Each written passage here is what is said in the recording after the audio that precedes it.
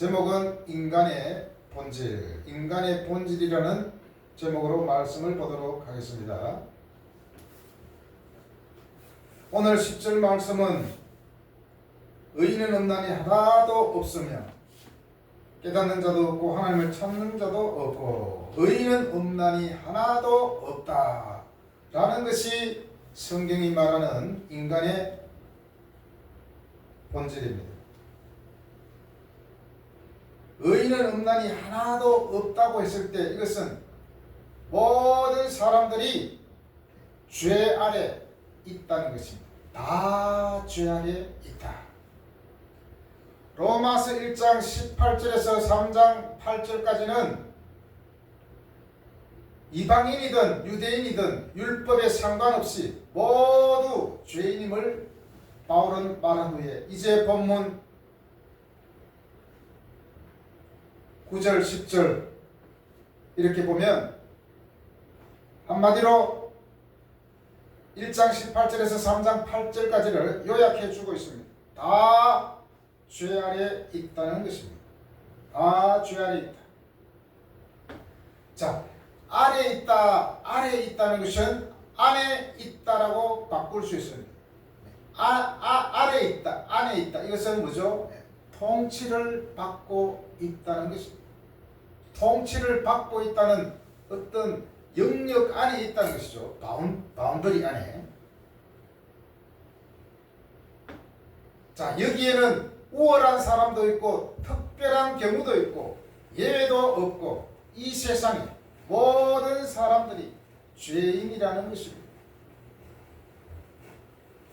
이렇게 생각할 수 있죠. 나 죄 지은 게 없는데. 그러나 성경에서는 모두가 단 한 명도 빠짐없이 죄인이라고 말씀하고 있습니다. 죄 아래 있다는 말은 죄의 무서운 힘 또는 세력의 지배를 받고 있다는 것입니다. 다시 말씀드리면 무서운 힘을 가진 죄의 소나기에 숨통이 꽉 잡혀가지고 끌려다니고 있다는 것입니다. 여러분은 시골에서 소가 밭 가는 모습을 보지 않았겠지만 저는 보았잖아요. 소가 덩치도 크고 힘이 엄청 셉니다. 그런데 코에 콧뚜레를 하게 되면 어떻게 됩니까? 조그마한 7살 아이가 끌고 다녀도 그냥 끌려다닙니다. 꼼짝없이 그렇게 덩치가 큰 소도 어린아이가 끌어도 끌려간다는 것입니다. 콧뚜레가 달려있기 때문입니다. 마치 사슬에 매여 끌려가는 노예의 모습이 바로 죄 아래 인간의 모습을 보여주고 있습니다.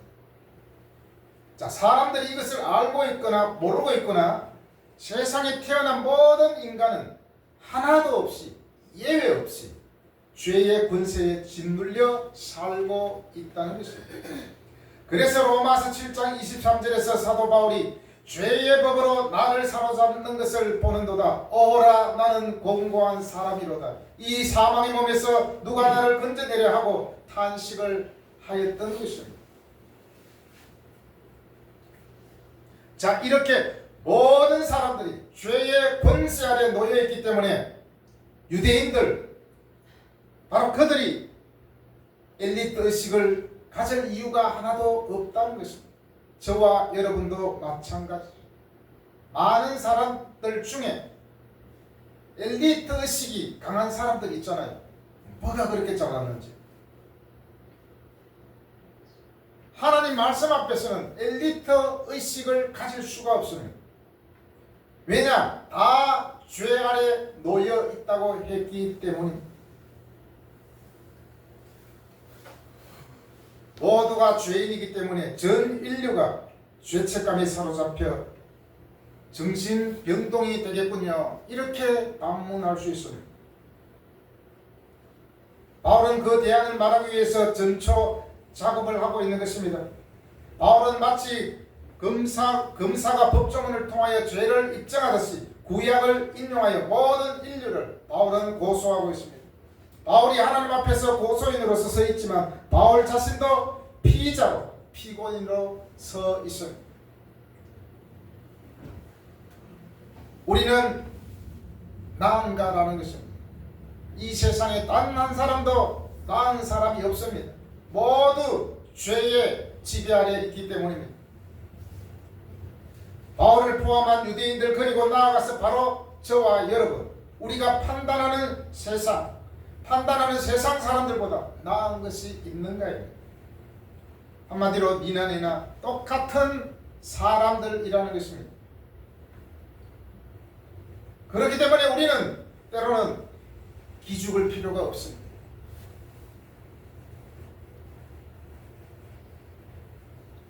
저는 시골에 살 때는 목욕탕이라는 곳에는 한 번도 안 가봤잖아요. 이제 17살 때에서 대구에서 처음으로 딱 가게 됐습니다. 그때 깨달은 게 뭐냐? 처음에는 굉장히 부끄럽고 좀 민망하더라고요. 그러면서 깨달은 게 뭐냐? 아, 공부 잘하든지 못하든지 아니면 부자든지 가난하든지 목욕탕에는 다 똑같은 사람만 모여 있구나. 그것을 깨달았습니다. 옷 벗어놓으면 다 똑같아요.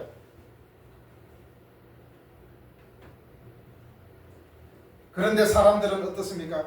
조금만 나은 것이 있다고 하면 우쭐대고 가진 것이 남들보다 좀 더 많다고 하면 없는 자들을 무시하는 사람들이 이 세상에 얼마나 많이 있습니까?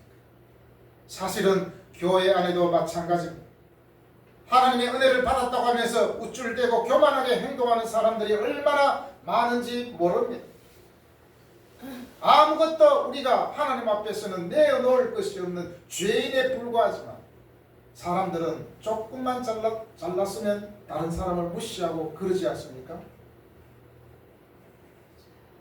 집주인은 입주자들을 무시하죠. 또 여러 가지로 하여튼 그렇습니다. 그래서 C.S. 루이스라는 작가는 이렇게 말했습니다. 우리는 흔히 세상 사람들이 부와 재능과 잘생긴 것을 자랑한다고 말하지만 엄밀하게 말하면 그들은 상대적으로 남들보다 부자이고 똑똑하고 잘생겼다고 자랑하는 것이다. 그렇게 말했습니다. 내가 저 사람보다 부자고 저 사람보다 똑똑하고 저 사람보다 잘생겼기 때문에 우쭐대는 겁니다.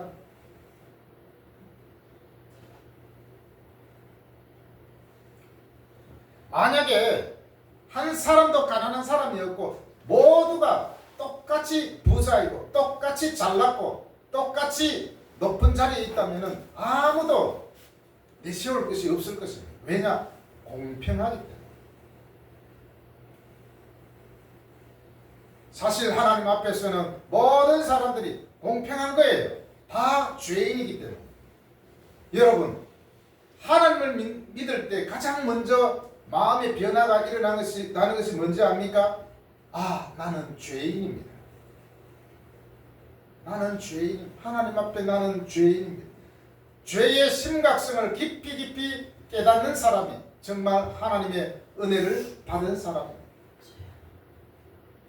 물론 우리는 모든 인류가 죄의 종으로 살아가고 있지만 그러나 하나님께서 은혜를 주셔서 예수님을 통하여서 그 죄의 쇠사슬에서 벗어나게 하셨습니다. 다시 말하면 모든 사람이 죄인이고 의인이 없다는 것은 다시 말하면 모든 사람에게 예수가 필요하다는 것입니다. 예수가 필요치 않은 사람이 아무도 없다는 것이죠.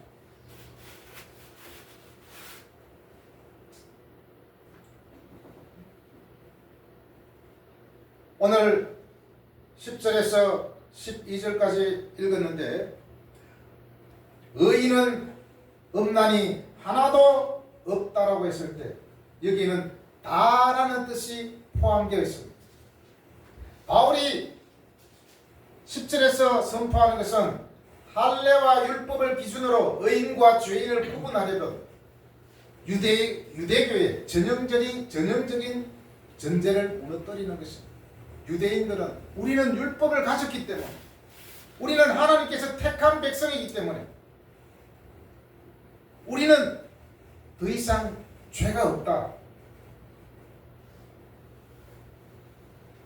그래서 그 사람들은 그들이 죄 없다라고 내세우는 것은 자기들이 율법을 가졌고 그리고 율법을 지키고 있기 때문에 우리는 죄가 없다라고 그렇게 말합니다.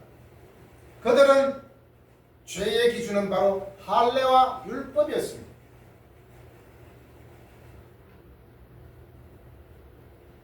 바로 그것을 사도 바울은 말하고 있는 것이죠. 사회복지사 공부를 한다든지 상담학 공부를 한다든지 인간에 대해서 공부할 때 보면은 사람에 대해서 두 가지로 말합니다. 어떤 사람은 태어날 때부터 사실은 선하게 태어났는데 자연으로부터, 사회로부터 살아가다 보니까 계속 나쁜 것을 배우다 보니까 나쁘게 된다, 이렇게 말하는 사람이 있습니다. 또 어떤 사람은 아니야, 태어날 때부터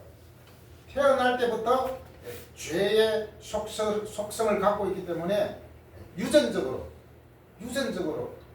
어쩔 수 없다, 이렇게 말하는 사람들이 있습니다. 그런데 성경적인 것은 무엇입니까? 성경적인 것은 사람은 태어나기 전부터 죄인으로 태어나는 것입니다. 아담의 죄로 말미암아 죄가 유전되어 왔다는 것이죠.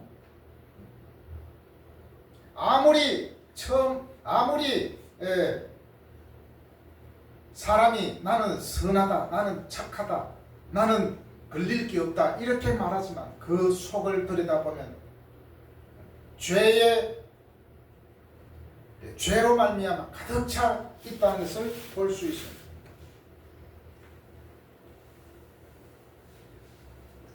한마디로 누구나 다 죄의 근성을 가지고 태어난다는 것입니다. 죄의 근성. 부모가 아무리 착한 것을 가르치고 좋은 것을 보여주고 해도 아이는 나쁜 것을 먼저 배우게 되어 있습니다. 물론 사회 환경으로부터 영향을 받는 경우도 있지만, 그러나 선천적으로 사람들은 죄를 안고 태어나는 겁니다. 오늘 특히 10절 말씀, 기록된 바 의인은 없나니 하나도 없다라고 하는 이 말씀은 전도서 7장 20절에 인용한 것입니다. 여기에 보면 선을 행하고 전혀 죄를 범하지 아니하는 의인은 세상이 없기 때문이로다 라고 되어 있습니다.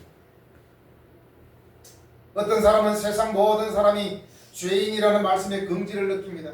모두 죄인이고 한 사람도 의인이 없는 그런 세상에서 우리가 하나님 앞에 특별 대우를 받는다니, 그리고 할례를 받고 율법을 소유한 언약 백성이니까, 세례를 받고 교회에 출석하는 그런 우리는 크리스찬이기 때문에 우리는 거기에 예외다, 이렇게 받아들이는 사람들이 있습니다. 이럴 때 교만함이 찾아오는 거죠.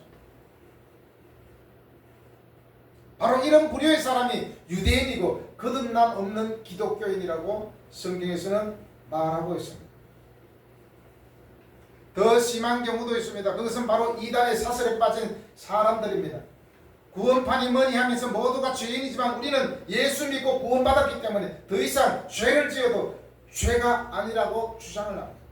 나는 더 이상 구원받았기 때문에 아무리 이제부터 죄를 지어도 상관없다라고 말하고 있습니다. 그래서 그들은 우리는 진짜 의인이다 라고 말하는 것입니다. 다른 사람들은 다 잘못된 것처럼 말하는 사람들도 스스로 의인으로 자처하는 부류입니다. 아까도 앞에서 말씀드렸지만 우리가 하나님을 믿을 때 가장 먼저 우리 마음의 변화는 나는 하나님 앞에 죄인입니다 라고 깨닫는 것입니다. 믿음이 깊어지면 깊어질수록 오히려 하나님 앞에 나는 죄인이다 라고 고백하는 것이죠. 그래서 신학자 칼 바르트는 이렇게 말했습니다. 의인은 하나님과 같은 사람인데 하나님처럼 행동하는 사람은 아무도 없다라고 그렇게 말을 했습니다. 스스로 의인을 자처하는 사람들은 스스로 나는 하나님이라고 주장하는 것과 다르지 않다는 것입니다. 의인이 없되 한 사람도 없다는 하나님의 말씀은 하나님이 모든 인간을 공정하고도 존엄한 심판대에 세우신다는 진리를 뜻하는 것입니다. 우리 모두는 죄가 있든지 없든지 예수를 믿든지 안 믿든지 하나님의 심판 앞에 서야 된다고 성경은 가르치고 있습니다. 자, 옛날에는 교회 성도들이 오면은 기도할 때도 울고 찬양할 때도 울고 또 어떤 사람은 기뻐서 또 울고 왜 그랬을까요? 하나님, 내가 하나님을 믿기 전에는 그렇게 죄악투성이로 살았는데 내가 하나님을 믿게 되니 내가 죄인임을 깨닫게 되고 하나님의 말씀이 얼마나 귀한 줄로 내가 깨닫게 되니 그것이 감사해서 사람들이 막 울어요. 그런데 요즘의 교회는 이런 것들이 많이 퇴색되어져 가고 있습니다. 그만큼 우리 마음이 경각심을 못 느끼게 되는 것입니다. 마음이 무뎌졌다고 볼 수 있습니다.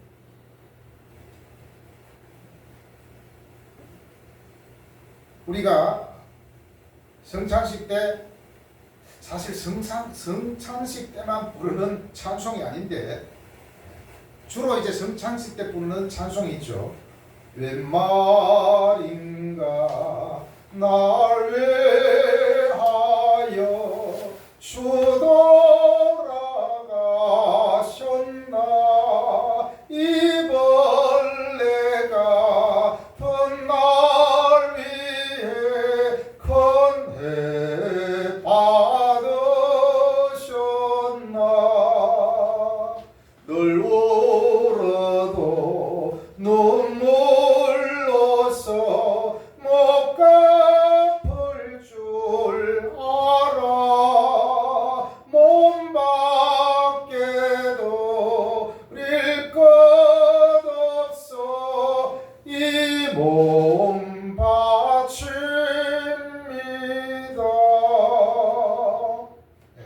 이 찬송은 우리에게 은혜를 주며 하나님께서 정말 나 같은 죄인을 예수 그리스도를 통하여 살리셨다는 그런 은혜의 고백이 아니겠습니까?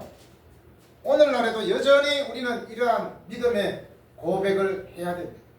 아유, 교회 가서 정말 마음의 평안함을 얻고 좋은 소리 듣고 복 받으라는 소리를 듣고 싶어서 왔는데 가니까 목사님이 당신도 죄인이에요 그렇게 말하니까 너무 싫어.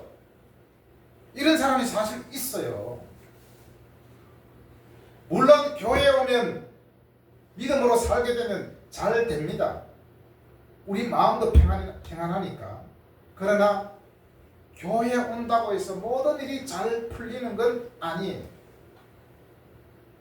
가장 믿음 좋은 사람은 나는 하나님 앞에 죄인입니다 라고 깨닫는 사람입니다. 그것을 깨닫는 것이 복받는 지름길이라는 것을 우리는 알아야 합니다.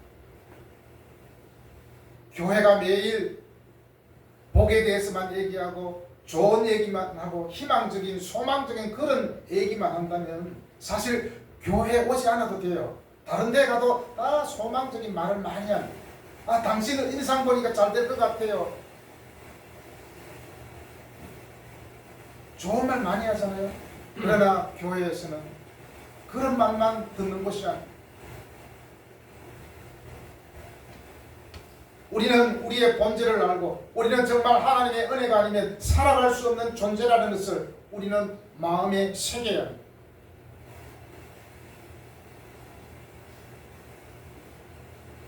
그리고 12절에서 다 치우쳐 함께 무익하게 되고 선을 행하는 자는 없나니 하나도 없도다라고 되어 있습니다. 다 치우쳐. 치우쳐는 원어에서 판테스라고 하는데요. 이 다는 판테스인데 all, every, all thing, everywhere, everywhere, every way, 그리고 every kind. 모든 것에서, 모든 종류, 모든 방법에 있어서 다 치우쳤다는 것을 말합니다. 모든 인류는 다 이렇게 한쪽 치우쳐 있다고 성경을 말하고 있습니다. 치우치다는 것은 외면하다, 기피하다, 회피하다 이런 뜻이 포함되어 있습니다. 그래서 성경은 이 치우침에서 로마서 16장 17절에서 거치게 하는 자들을 살피고 떠나라 말하고 있습니다. 그리고 베드로전서 3장 1절에서 악에서 떠나라. 한마디로 치우쳐 있다는 것은 악으로 치닫고 있다는 것이잖아요.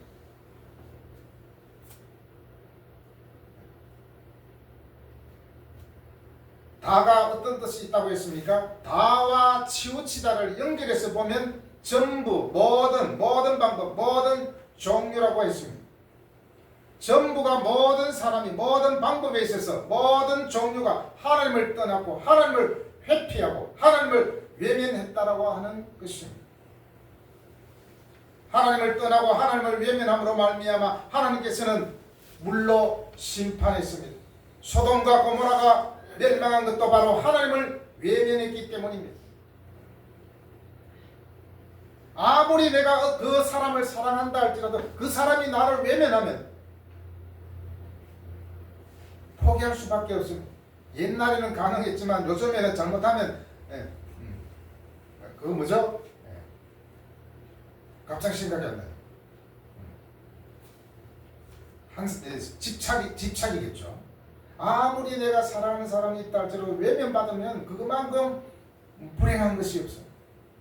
바로 모든 사람들이 하나님을 외면했다는 것입니다. 이 치우치다를 잘 말해주는 영화가 있습니다. 타이타닉입니다. 영화 타이타닉의 마지막 장면에 등장하는 침몰하는 장면을 우리가 떠올릴 수 있습니다. 뚫린 구멍으로 물이 차들어와 배의 중심이 점점 기울기 시작합니다. 그러자 거대한 타이타닉호는 갑자기 한쪽으로 치우치기 시작합니다. 한쪽으로 치우치다 보니까 결국에는 침몰하게 되는 거죠.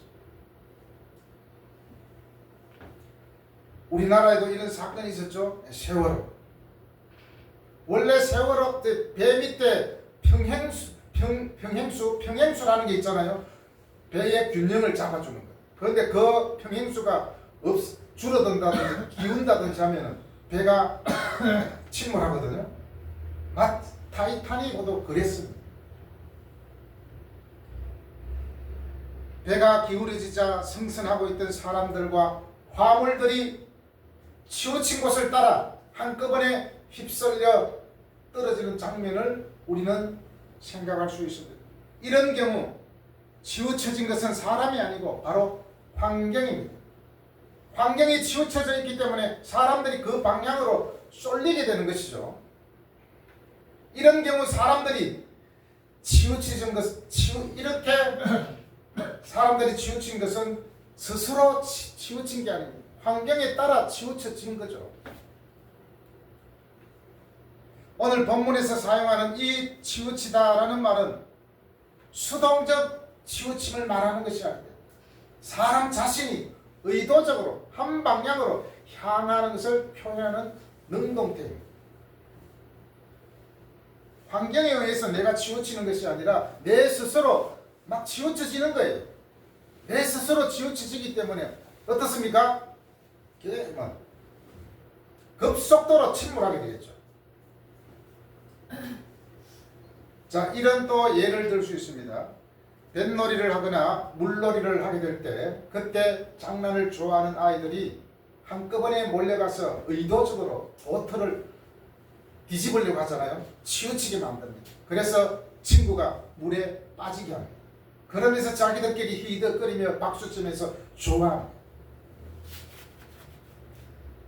바로 이렇게 의도적으로 치우치게 하는 행위를 말하는 것입니다. 장난꾸러기 친구들이 자신들은 신나고 좋았지만 당하는 아이들은 얼마나 힘들겠습니까? 사실 스스로 의도적으로 배를 치우치게 하는 거예요. 바로 그렇습니다. 우리 사람들은 스스로가 자기 자신을 그냥 막 치우치게 하는 거예요. 자기 자신을 환경에 한마디로 방치하게 되는 거죠. 그러다 보면 결국에는 파산하게 됩니다. 바울은 바로 이 단어를 사용하여 타락한 인간이 삐뚤어진 상태를 그대로 끝없이 밀고 나가는 형편을 얘기해 주고 있습니다. 도둑이 경찰을 발견하면 정반대 방향으로 힘껏 도망가듯이 하나님을 찾지 않는 사람들은 욕망이 이끄는 대로 내다름질하는 것입니다. 그래서 점점 하나님께 멀어지는 것입니다. 그래서 어떻게 결론 내릴 수 있습니까? 우리 모두는 예수님이 필요한 사람입니다. 저에게도 예수님이 필요하고 여러분에게도 예수님이 필요하고 모든 인류에게 예수님은 공평하게 필요한 것입니다. 구약 성경은 성도들이 오실 예수님을 소망하며 신앙 생활을 했습니다. 그러나 신약에서 우리는 다시 오실 예수님을 소망하며 신앙생활을 해야 합니다.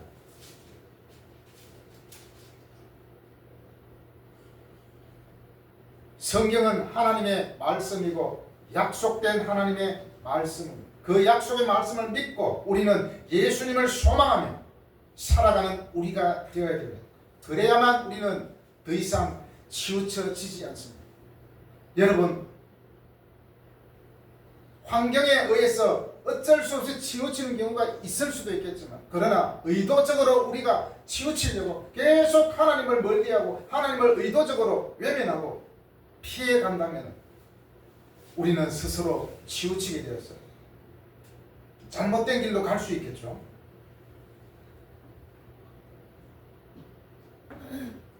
사랑하는 여러분, 성경에서 의인은 없나니 하나도 없다라고 말씀하고 있습니다. 인간의 본질은 모두가 죄 아래 있다는 것입니다. 그렇기 때문에 모두가 예수가 필요하다는 그러한 말씀입니다.